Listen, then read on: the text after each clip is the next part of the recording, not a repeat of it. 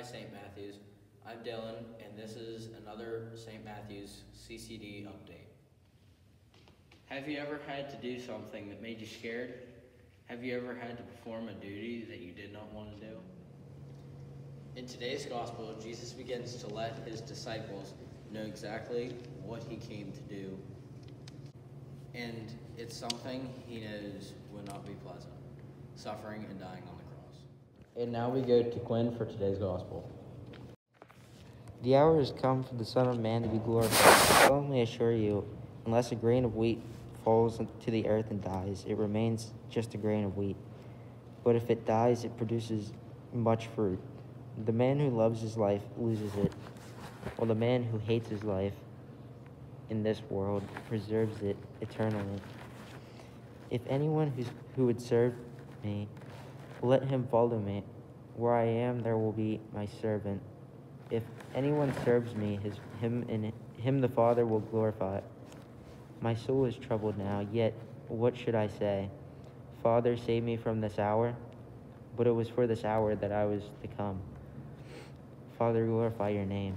Then a voice came from the sky. I have glorified it and will glorify it again. When the crowd of bystanders heard the voice, they said it was thunder. Others maintained an angel was speaking to him. Jesus answered, that voice did not come from my sake, but for yours. Now has judgment come upon this world. Now will the world's prince be driven out. And I, once I am lifted up from the earth, will draw all men to myself. This statement indicates the sort of death he had to die.